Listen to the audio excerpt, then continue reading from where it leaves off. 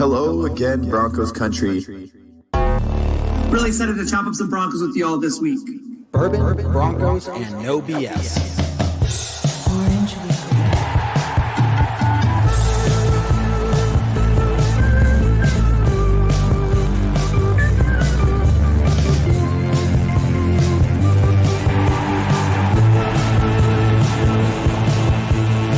It is that time, your favorite time of the week. We're not for the Raiders, Chargers, or Chiefs. So grab your brews and your fantasy league.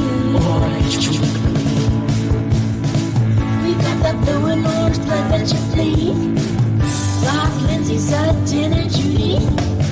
We are that Mile High Broncos country.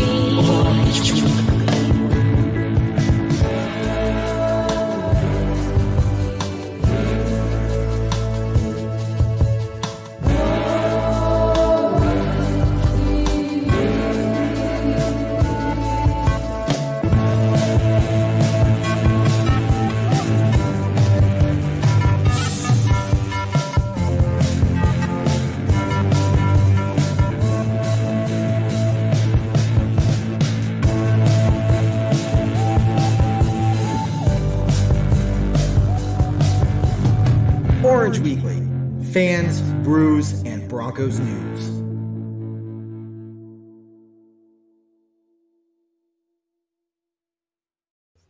Broncos country, we're back for another episode of Bourbon, Broncos, and no BS. My name's Kev Dan. Got a lot to talk about tonight. The Broncos haven't played in a week and a half. It's going to be like over 2.5 weeks between games, and I think we're all miserable. It's like a short mini off season. So it all sucks, but really quickly want to give a shout out to one of our sponsors, Centennial State Insurance Agency. Those guys are fantastic. I just asked for a quote from them the other day. And one of the great things is they're not going to pressure you into getting their insurance. They'll tell you straight up front, if, hey, this isn't the best quote, go to these guys. These are probably going to be the best fit for you. So they're really honest and upfront.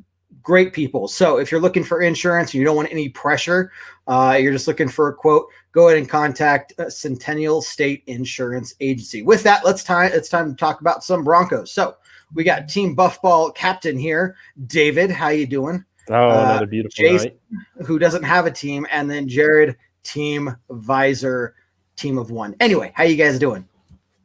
Good, very good. I like that little dig at Jared there, team of one. Yeah, you didn't even get a chance to speak before. It's just a real quick dig before we start here. Post your comments and questions, everyone. We got a lot to talk about. Broncos are playing the Patriots here this weekend. For real, though. Honestly, this is going to happen.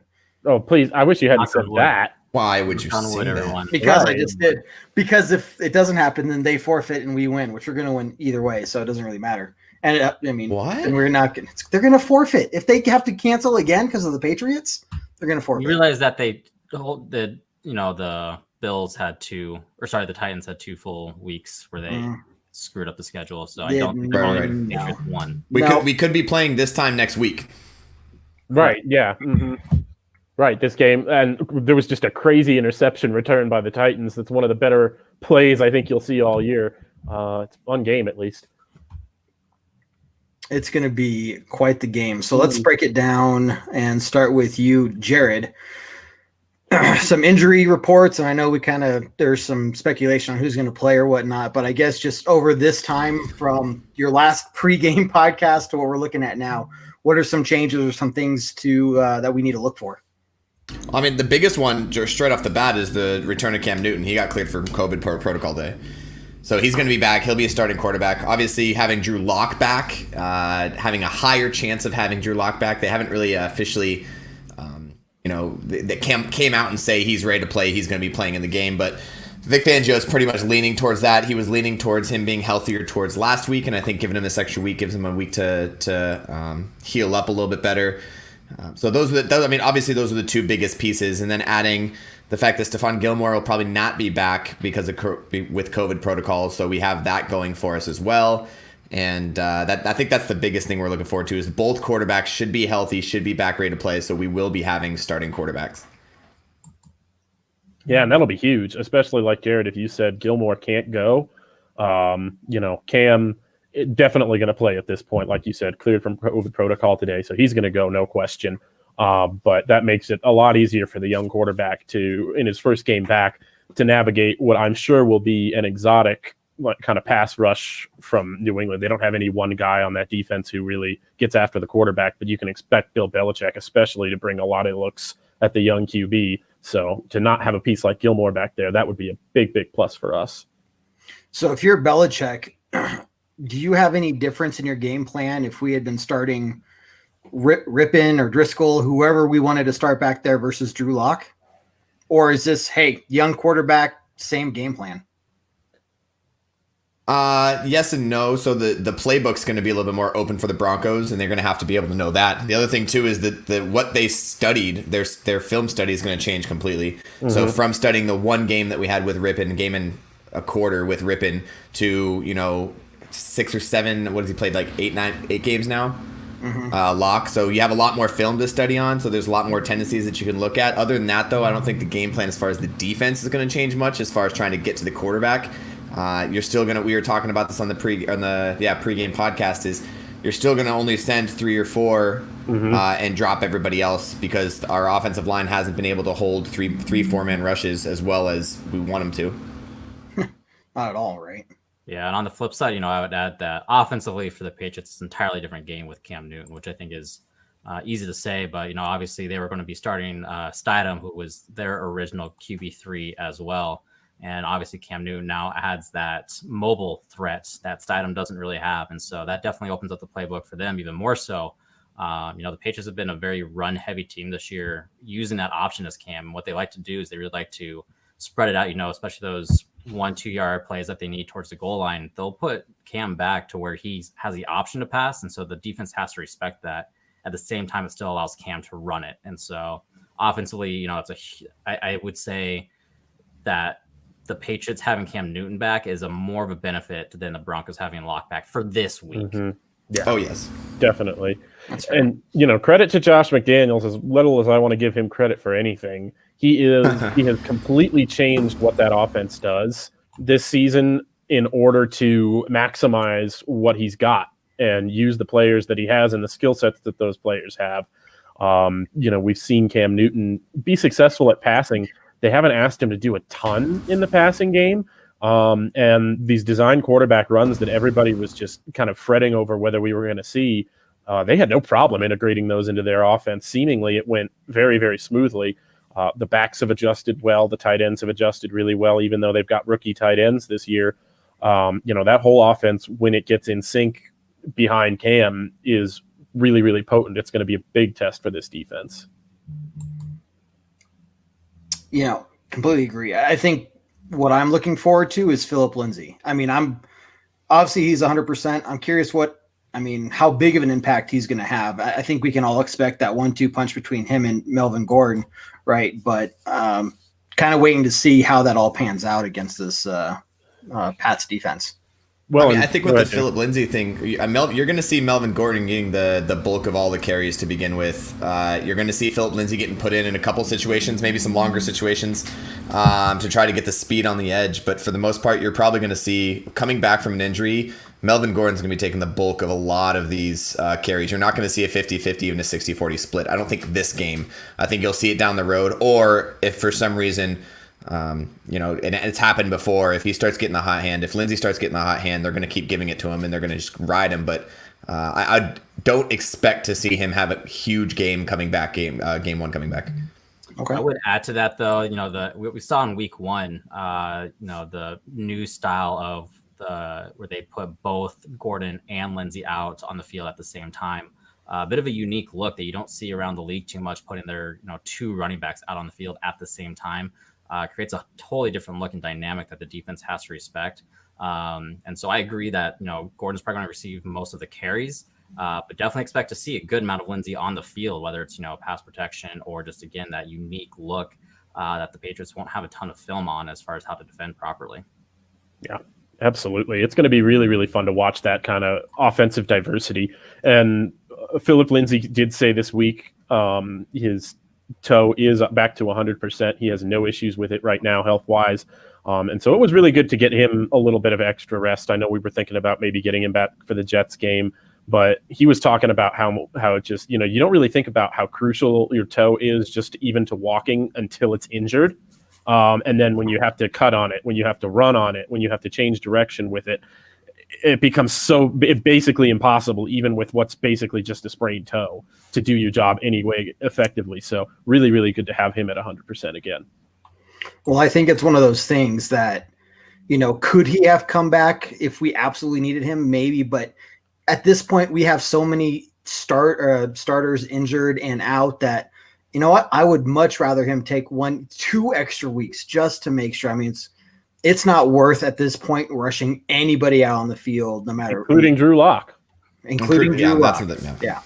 So, and Jason, I know you're our injury expert, but yeah, no, I totally agree. And I think David said it perfectly where some people say it's just a toe. For a football player, especially a running back, that toe is crucial in forms of cutting and all that. And so, turf toe is a nasty thing for a football player to have, especially a running back. So it's good to see he's back. He'll be back in the lineup. And I'm curious how explosive he is now that he'll be one of the more rested Broncos team players on the team. Yeah.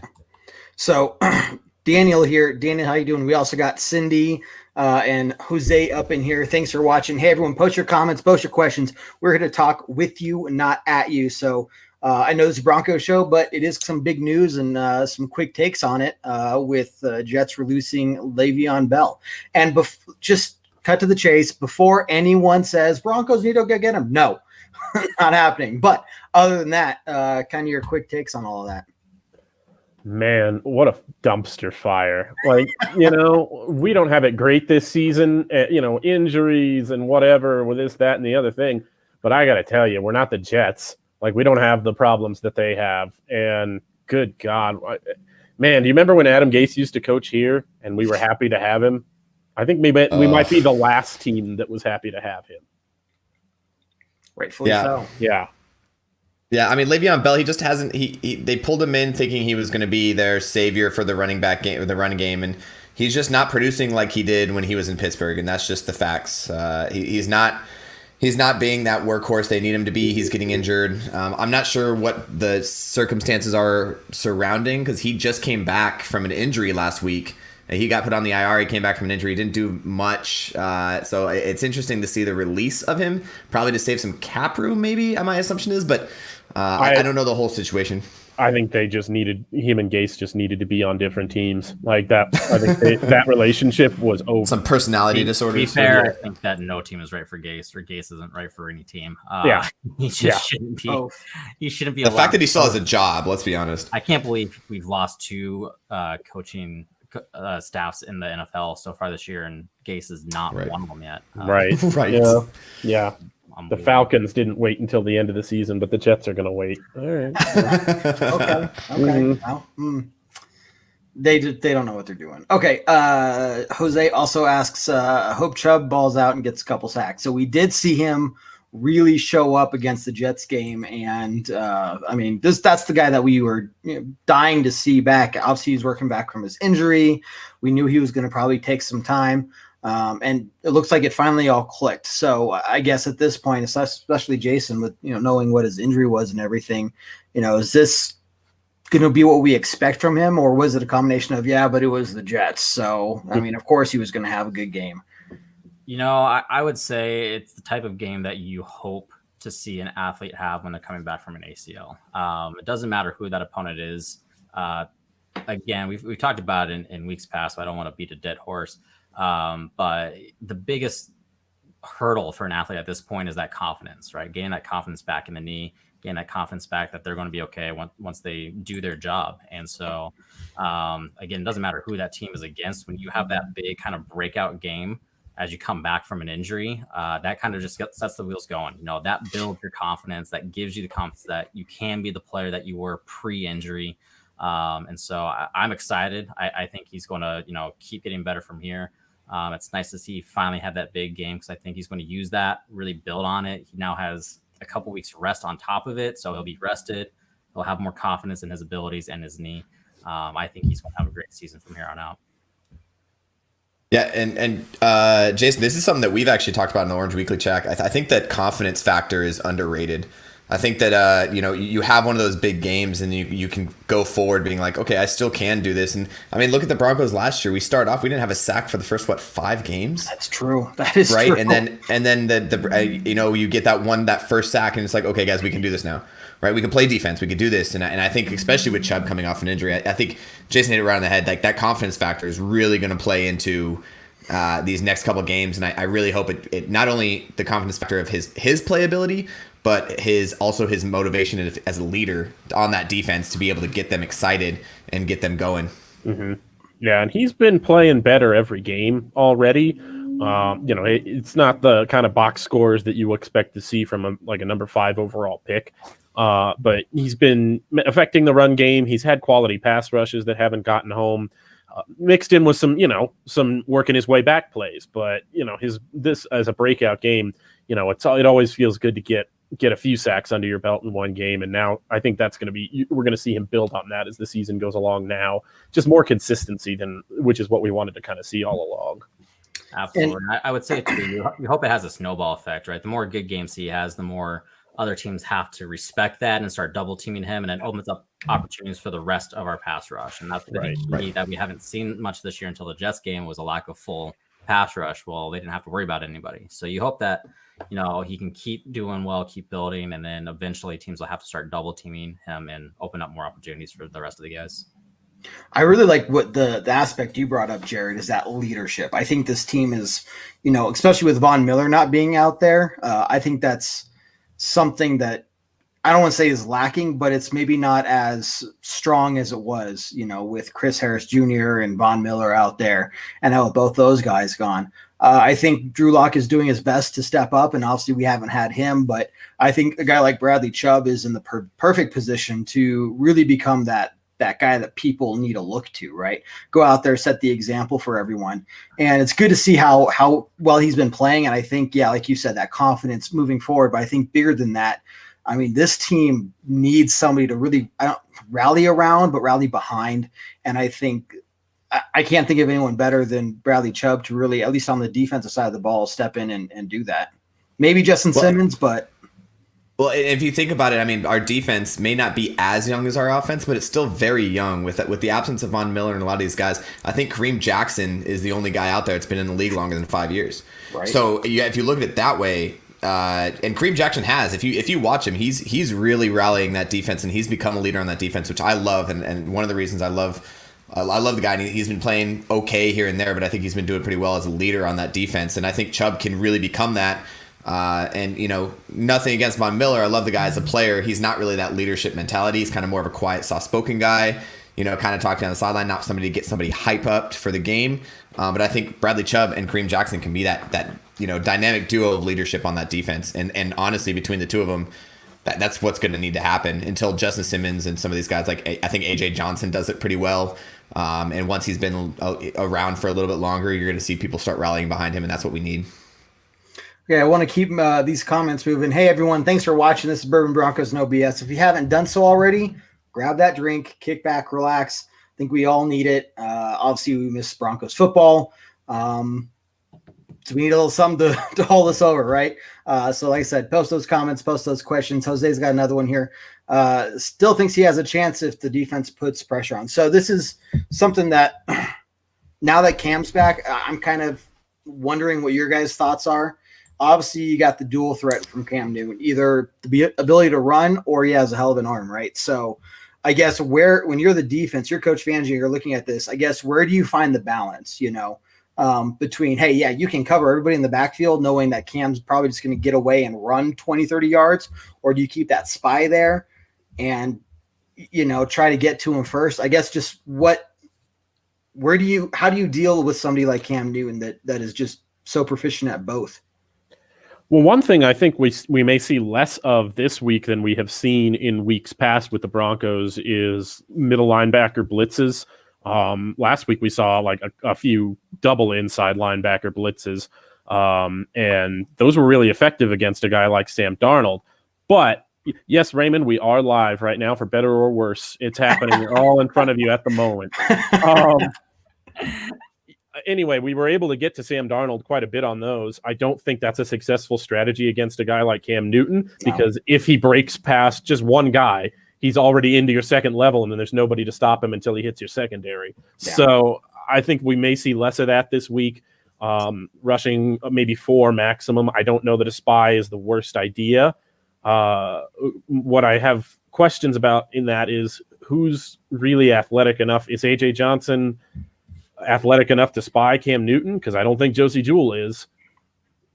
Yeah, it'll be interesting. I will say, too, an interesting stat. In 2019 last year and in 2018 with Chicago, Fangio sent his inside linebackers on a blitz less than 90 times all year. This year, we are currently on pace to do that 264 times. Yeah. So Fangio is definitely talent up the notch on the blitz. And, I think that's, like, to David's point, I don't know if we really have one person that you can set as a spy. And so I think the workaround on that is to not give him any time and blitz the crap out of him. And, we're already on pace for that. So I expect to see a lot more of those heavy blitzes this next week versus more so a spy. Yeah, and this is gonna sound really cliche, so bear with me here. It really comes down to every play is different, and every play is a different scenario, and we have to take it one play at a time. What? Right? So one play at a time. So I think when we're talking about this spy situation, I'm thinking like third and long, third and medium, right? That's where we get beat on the ground. These runs have been killing us on these third and mediums when we back off and drop some people. And that's when we're going to need a spy. And I think it's going to be a little bit more zone, which is why I think we'll be playing a lot more zone than man this week with our coverage. But don't be surprised if we play some man, especially on first downs, just to get, maybe get some pressure, a couple blitzes early. But I don't expect big blitzes on third and mediums because we're going to have to be able to watch Cam. And like you said, that spy or some sort of zone coverage where Josie Jewell and A.J. Johnson have to stay up and attack at the point of contact, at the line of scrimmage, to stop him there or to slow him down there, as opposed to letting him get 5 to 10 yards downfield. Because that's when he's in open field, that's when he makes the best plays. Right. Absolutely. So, hey, everyone, post your comments, post your questions here at Orange Weekly. We are here to talk with you, not at you. Like some of those other shows do, they just talk at you. So, hey, as long as you keep posting those comments, whatever's on your mind, Broncos season in general, the upcoming game, love to chat about it with you guys. So we're going to keep pressing forward here. Raymond, you are fantastic. I'm glad you're here live with us. Jose, Justin Simmons not playing like he should. So I guess what have you guys seen from him this year? But more importantly, what do we expect from him, especially this next week? I mean, here's the thing. They have asked him to do so much this year. He has played slot corner. He's played outside corner. He's played strong safety. He's played free safety. I think he's played some linebacker probably too. And it is just not allowing Justin Simmons to do what he does best on every single down. They're trusting him to do all of these things because A, they know that he can do at least some of them competently, and B, they don't have anybody else who can do them in a lot of these situations if they want to execute the things they're going to do. Injuries have just kind of forced them to get really, really creative, and some of that means they have to lean on Justin Simmons a little more, and he unfortunately comes out the back end looking like maybe he's having a bad game. Right. And when in fact, he's having a decent game. He's just on a couple of snaps where he doesn't do that all the time. He's being asked to do something a little out of place for him. But there's a couple points here. A, let's remember, and I feel like this is deja vu. We say this probably for the last 5 years. The defense is on the field a lot. Right. So he's playing every single snap. He's getting tired.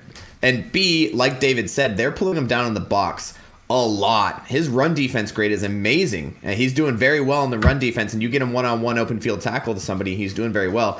The problem is he's going up against linemen and fullbacks on these runs over and over and over again. And then you're expecting him to break out into top speed on a throw over the top. So I think that's where our issue is. Not so much that he's not playing well. I think sometimes, like David said, you just see him get caught on the nasty end of a big play, and everyone kind of like, oh no, he's not playing where he needs to be. Obviously, we just signed him to a big contract. I get their freak out a little bit, but you have to take it with a grain of salt. We didn't sign him. He's franchise tag. Yeah, franchise tag. Yep, there you got it. So yeah, I mean, we were hoping that we wouldn't have to use the franchise tag on him this year, but obviously couldn't get to that agreement, right? So I guess the big thing there is, he's trying to show what he can do, why he deserves more money, and John Elway kind of took a gamble, I guess, thinking like, we could probably get him for what I'm asking this next year. I don't know. There's obviously both sides of the ball there, no pun intended, but. At this point, if you're John Elway, you're looking at this and saying, yeah, I need to offer him more than what I was doing before to hold on to him. Or, I mean, I believe like, look, we're going to keep him no matter what. But, what's going on in your minds if you're John Elway or Justin Simmons? Somebody out there is going to give him that Buda Baker money. Somebody out there is going to give him a contract bigger than that one. That's just, his agent's telling him that probably every single day. So he shouldn't accept less than that from the Broncos or anybody else.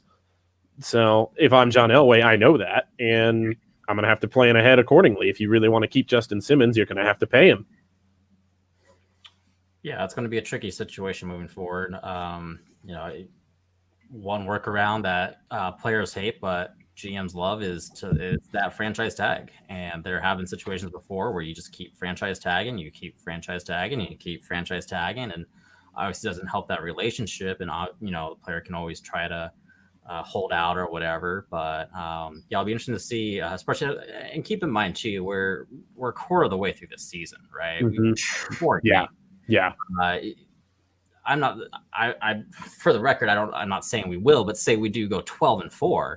Well, it's not mathematically impossible. Not mathematically impossible, but what that does, it changes a ton of these conversations, right? Versus a team that's struggling, and you might have to pay a bit more for a good player to stay versus your team starting to succeed, and a player might be willing to take a little bit less to be part of that successful team. And so it's a long ways away. Again, we're 4 weeks into the season. At this point, honestly, I don't know how much Simmons or Elway are realistically thinking about his contract right now. Right. I think there are a lot more issues, pressing matters that are going into this right now before contract talks. Yeah, so I'm looking at Justin Simmons here. I'm looking at his snaps. Right, so we're talking about. Hey, Jared, you're all jumpy. You're all jumpy. Yep, you're real bad. Your audio. Reset and come back. We can't hear you. It's bad. Anyway, okay. Gave me no time to fix myself. Oh, okay. You fixed it. Bad, so there you go. All right, so I was looking at Justin Simmons. I'm looking at Justin Simmons here, right? So by snap position, against Tennessee, he played 38 of his snaps in the box. Jeez. And only 28 of them were against as a free safety, which is his natural position, right? Right. But... So as the season goes on, you see him playing a little bit more free safety, but still 16, 19, 18 snaps inside the box.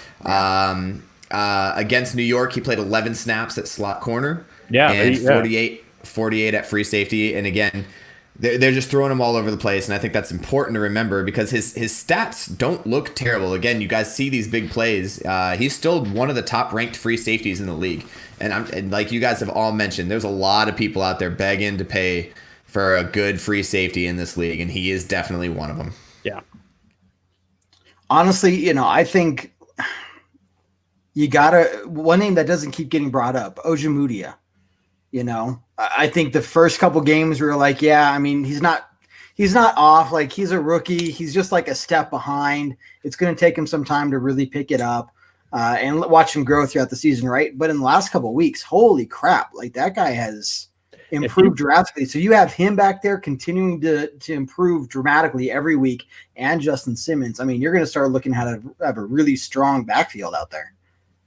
Michael Ojemudia, if you put him up against especially some of the corners that were drafted in the first 2 rounds this year, he's playing better than all of them right now, including Jeff Okudah, who was the number 4 overall pick, and has been absolutely torched in a couple of Green Bay games so far. Or Detroit, excuse me. He was torched by Green Bay. But it's not even close how much he's playing better than some of these other corners. And he answers a question that we all had going into this season, which was who's going to play number 2 boundary corner besides AJ Boye. And he has really locked that position. He's had some rookie moments, but he's locking that position down as absolutely as well as you could expect him to.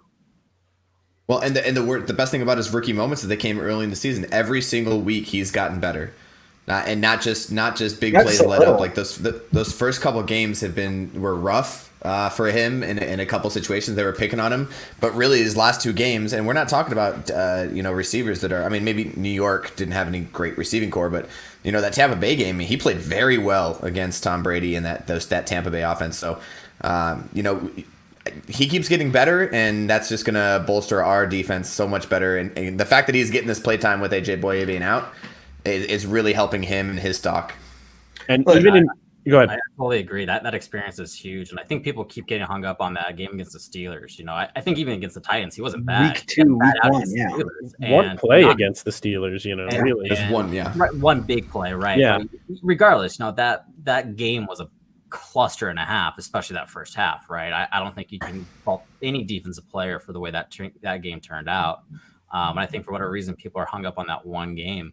And like you guys said, between the experience he's getting, which is phenomenal, and the way he's rising to that occasion, I think both it speaks to not just his raw talent, but the maturity level and the way he approaches the game, he prepares for the game. So I think, mentally as well as just raw skills, this guy's going to be good for years to come. Yeah. So if you showed me game film of Ojemudia over the last 2 weeks, and I said, hey, is this a rookie, or is this maybe somebody in their second or third year? I would have said, there's no way that's a rookie. I said that guy's got to be in his second year, And what I'm saying is that this is what I would have expected from him next year. Yeah. After he had some offseason to really go back and improve and learn. So he's already miles ahead of what I ever expected him to be in we're coming up on week 6 now. Week 5 for us. Don't even get me started. Right. So not just a rookie, but remember, he's a 3rd round rookie. This isn't someone that we picked up first round expecting him to start. It was injuries that threw him into the spotlight, and now he's here. So we're talking he's stepping up and he's playing like a first round. Well, and let me also say that he what was I going to say? Now I've lost it. Jared, you ran it right out of my mind here. Talk about how awesome Jared's flag is. It looks like it's fixed. It's perfect. Guys, the flag fell before the game, but Jared... You know how the flag is correct? Nobody's commented on it. Nobody. Jared, the master craftsman, fixed the flag. He froze. I thought maybe he was just mad. I thought he was mad.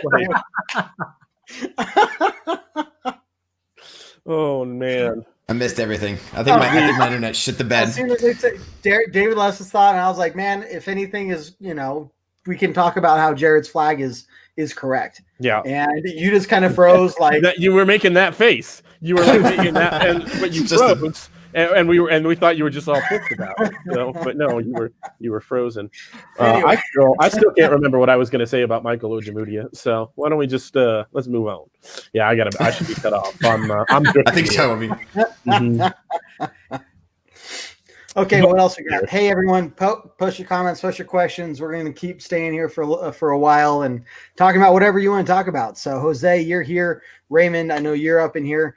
Hit that share button for us as well, guys. Appreciate all of your support and everyone tuning into the show. So, we talked a lot about defense, and I think maybe switching to what we can expect from this offense. We touched on it a little bit earlier on Drew Lock, Phillip Lindsay. But, one thing that I guess keeps kind of maybe coming to mind is that offensive line. And I think I'm really kind of starting to not just believe in Garrett Bowles, but expect this from Garrett Bowles. Before he had a good game, like, yeah, but that's not going to happen again, right? But now I'm expecting like this should be how he plays every game. I don't believe it yet, but he's the strong side of the offensive line, So how do you think they're going to perform against this Patriots team? I like, the one-on-one matchups are good as far as I can see for the Broncos. There's not, like I said, any one person on the New England defense. Chase Winovich is growing into a really good young player for them. But, as far as the matchup with Garrett Bowles, I can't believe I'm saying this. I like Garrett Bowles. We'll see with DeMar Dotson. Yeah, but they don't really have any speed rushers that make me go, oh, DeMar Dotson's really in trouble. But that being said, we talked about it a little bit earlier. Bill Belichick's going to get creative. He's going to bring players that you don't expect from different positions, corner blitzes, linebacker blitzes.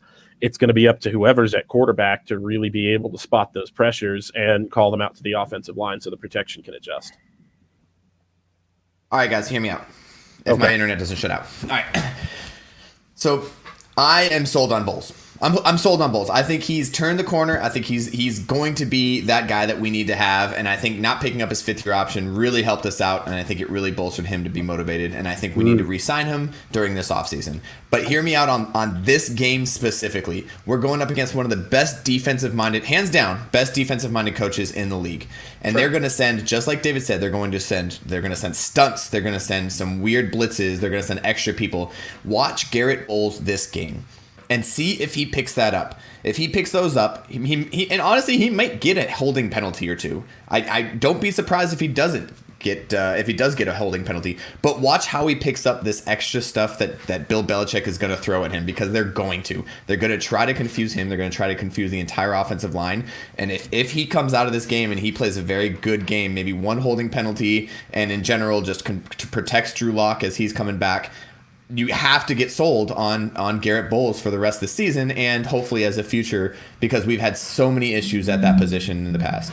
I could drink to that. I could tell. I like your thought process there, man. I don't know about you other guys, but no, I'm with you. I think it's a good prove it game. I don't know if I'm as sold as Jared, but you can't deny, 4 weeks in, and he's been great. He's been our best guy. I think he's allowed 3 QB pressures so far, when in years past at this point, it's been 9 or higher. He has 3 holding calls, and one of those holding calls was total crap. So I don't know if I'm totally sold like Jared is, but I think that, to his point, this is a good prove it game. If he comes out of this game and it's 3-4 holds and he allows 5 QB pressures, and then it could be a very quick spiral from that point. But I think, like Jared said, if he balls out this game, then I think that really helps solidify where he is on this team. Yeah, absolutely. And that's, I can't believe we're having this conversation. It's really nice. Again, if 2 years ago you would have said, "Hey, here's a conversation you might have in the future. Is this fake or real?" I've been like, "No fucking way!" It's the kind of growth, no way. It's the kind of growth that Josh Allen has shown this year. Honestly, Right. It's just an insanely big step forward when we didn't think we thought that the window for that was kind of closed. Right. And I'd rather be having this conversation than who are we drafting at left tackle in the NFL draft this year. You know what I mean? Right. Mm-hmm. Very true. Ethan, how you doing? Glad you joined for at least a little bit. Jose's asking where we're from. We're all from Colorado. Best state in the country, obviously, and the best team. So, hey guys, keep posting comments, questions. Hit that share button for us. Again, we're going to be here for a little bit. Hohen, how you doing? Glad you're here. Hope I said your name right. If not, I apologize. But again, thanks to our sponsor, Centennial State Insurance Agency. Those guys are fantastic. Once again, a no pressure option, not some big corporation, a small run business that's going to give you the best option out there, even if it's not them. So if you want to get a quote, call them up, tell them what your situation is. I know I just did this last week, shopping around for car insurance. They straight up said, no, we're not the best option. And based off your situation, this company might be better. Here's what to look out for here. So they're not about just taking your money. They're here to help you, even if the answer is we're not the best fit. So check them out. Their phone number is below. Centennial State Insurance Agency. You guys are fantastic. Okay. I don't want to step too much on the pregame podcast. Hohen, let's see. Shane, Broncos country, either way, it works. We lost by only 2 to the Titans with a hurt roster. So, yeah, we have a bunch of injuries. And I don't want to play the if game too much, right? But me personally, I'm sitting here saying the fact that it sucks that we're this beat up. I hate it, right?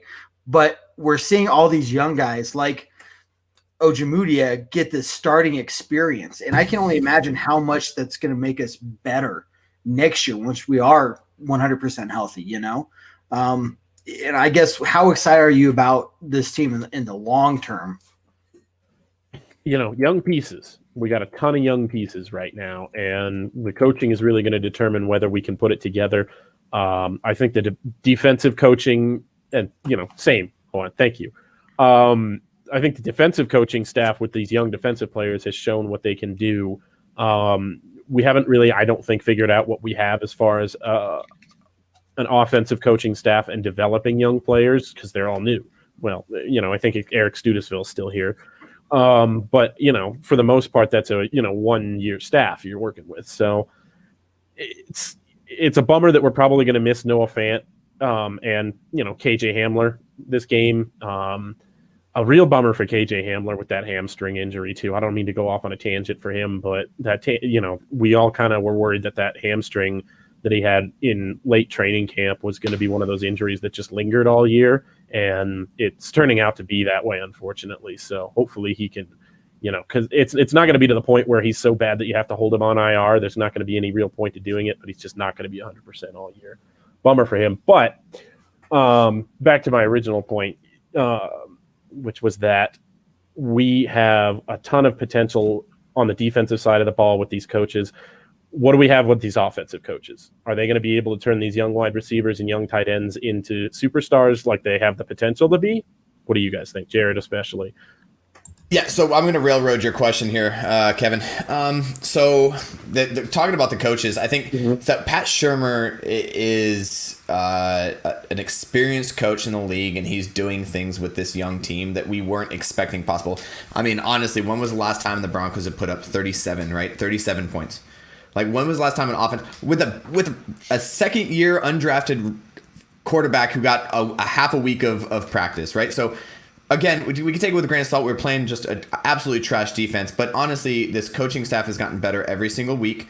They understand what weapons they have with a shortened offseason, not being able to go through OTAs and the preseason to be able to see who fits in what position. I think we're really seeing a coaching staff starting to put the pieces together where they need to be. And I think the longer that it happens, the better off we're going to be going into next season, having a full roster with all of our main guys healthy. I think it's going to be, 10 times better. Imagine Cortland Sutton out there getting those catches that Tim Patrick was. Imagine, Drew Lock throwing some of these throws instead of Brett Rippon on some of those outs. Imagine having our right tackle back. Imagine we have a lot of situations that we could have on the offensive side.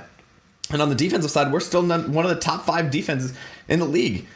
As terrible as we're playing, we're still, and as injury bitten as we are on defense, I mean, most of our starters are all injured. We could list them: Von Miller, Jarrell Casey, AJ Boye, all these guys are gone, and we're still a top 5 defense in the league. So honestly, for me, even this year makes it exciting because each week, while yes, we don't have the greatest team because we're injury prone, but we're still going to be in every single game, and that's going to be the best part about this year. Yeah, I agree. And I think this is what you start to see when you have that consistency with the coaching staff, right? Obviously, our offensive coordinator is still new, but, this is what we talk about. It seems like every time the Broncos lose and everyone calls for the entire staff to be wiped out. Well, that doesn't solve any problems, right? I mean, it's once you have that consistency within the coaching staff, that's when, the players start to understand these schemes a bit better. They understand what the coach is really trying to get for.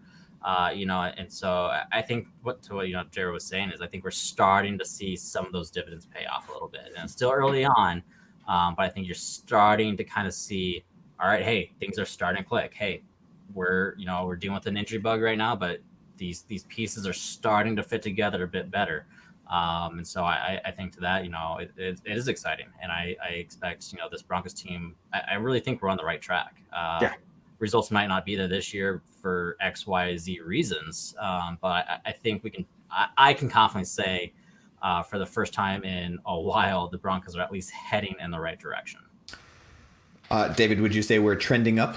Oh, yes. Oh, my. In fact, if you read this week's Team Trends article, available now on BroncosOrangeWeekly.com, you will see, I believe, most of our position groups are trending up this week. In fact, not a single one trending down. A couple of trending. One? That would be all of them trending up then, David. Just lead with that. There's got to be one. Well, there's a couple that are trending even, but that's obviously, if you had read the articles, Jared, perhaps you would know that was a possibility. Yes. Yeah. Look at the floor. Look at how interesting. He sets you up and then you slammed him down, man. That's right. Mm-hmm. Yeah. That's, that's Jared for you. Anyhow. Yeah. Check that out every week, BroncosOrangeWeekly.com. I don't know that I'm going to do a Team Trends article this week. There's not a whole lot else to say, but we'll have something for you this week. We'll figure out something to say. Oh, we got so much content. I mean, we got the pregame podcast, postgame podcast. We got this show. We got Jason's show, Orange Weekly After Dark on Mondays. We got a pregame show, the halftime hash show. And David and I are actually going to be broadcasting this next game live for the second time, doing this live show thing up at Colorado Cork and Keg. So if you guys come up to Castle Rock, Colorado, right off the highway there, perfect spot between Colorado Springs and Denver. Dave and I are going to be there calling the game. So come by, tell them Orange Weekly sent you, and you're going to get half off your first drink. I know it works because we set that deal up with them. And then when Dave and I got there, we said, hey, Orange Weekly sent us, and they offered us half off the first drink. So it's legit. We didn't take it, but we just wanted to see it work. Did you send yourself? Yeah. I sent myself. Orange. I wasn't lying. I mean, Orange Weekly sent us. Half off. Now that, boy, I'll tell you. That's a deal. Heck of a deal. Deal and a half. Heck of a deal. Yeah. So yeah, great stuff, guys. We got content for you pretty much throughout the week.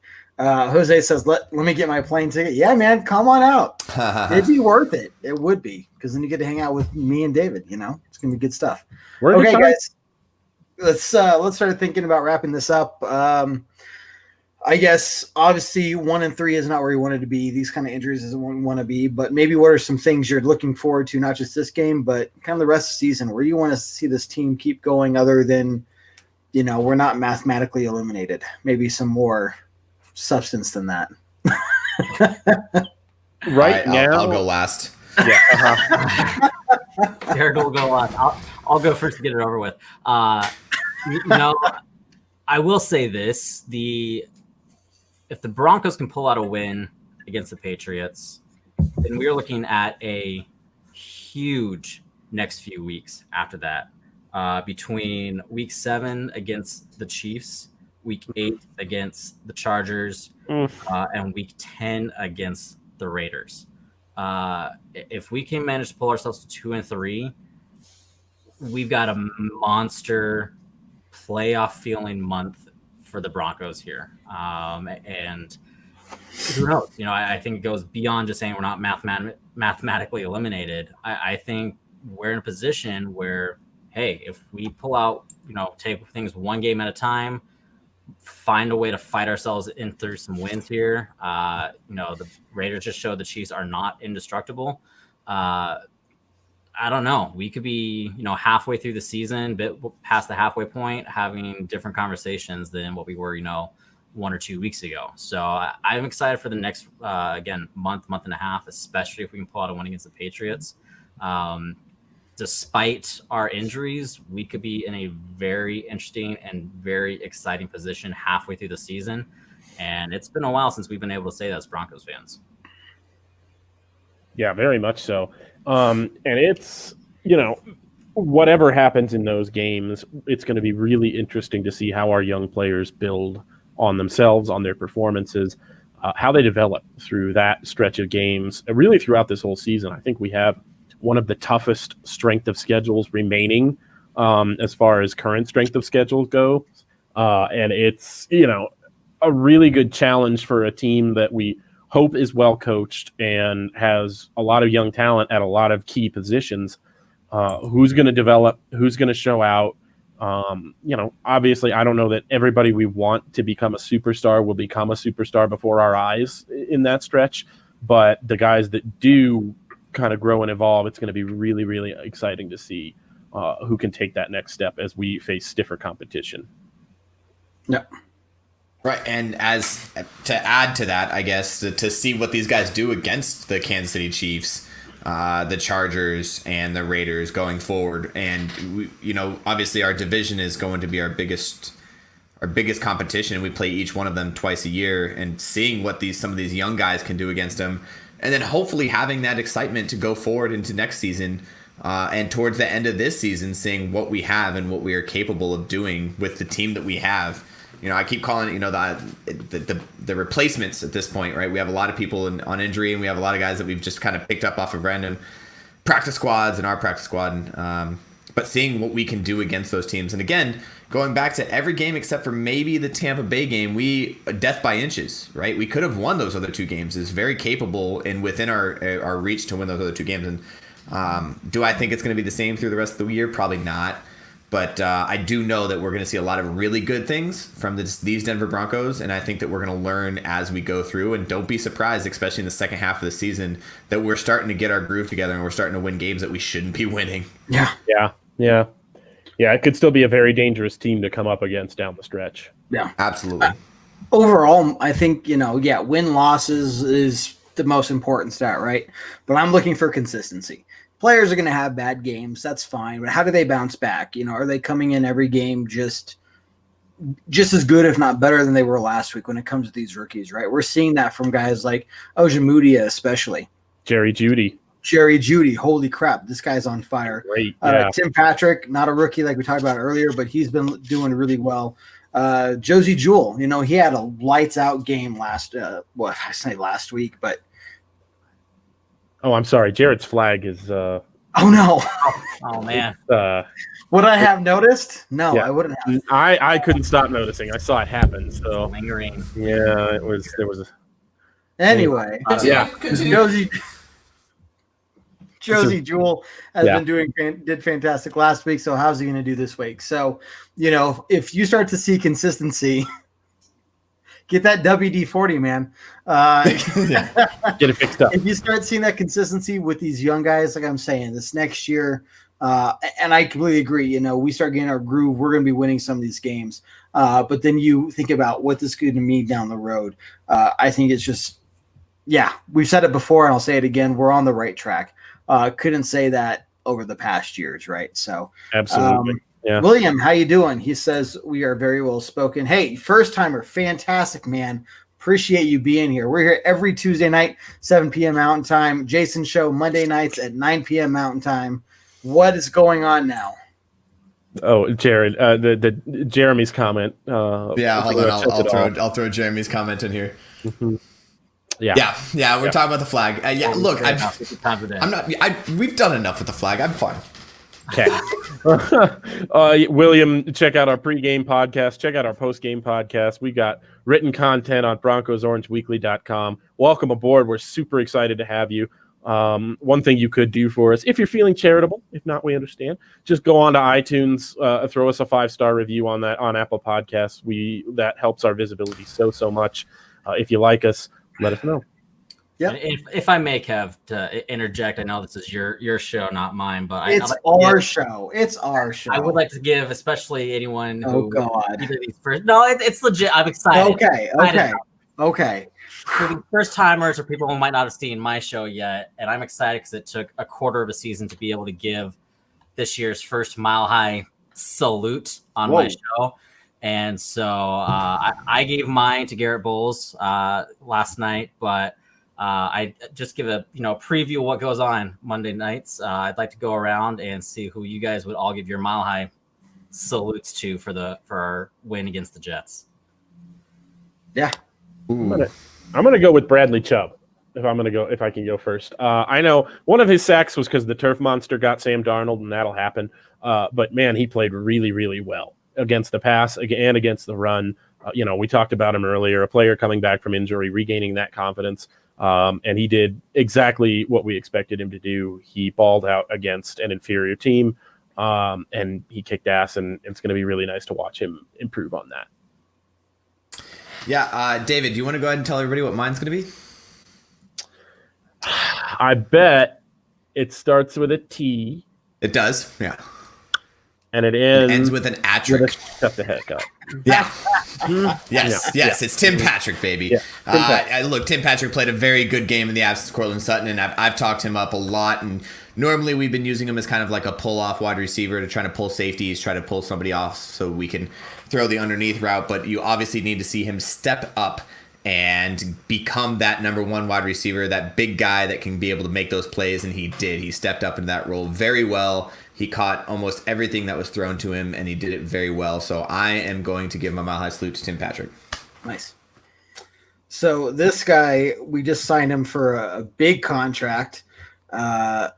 special teams player of the week.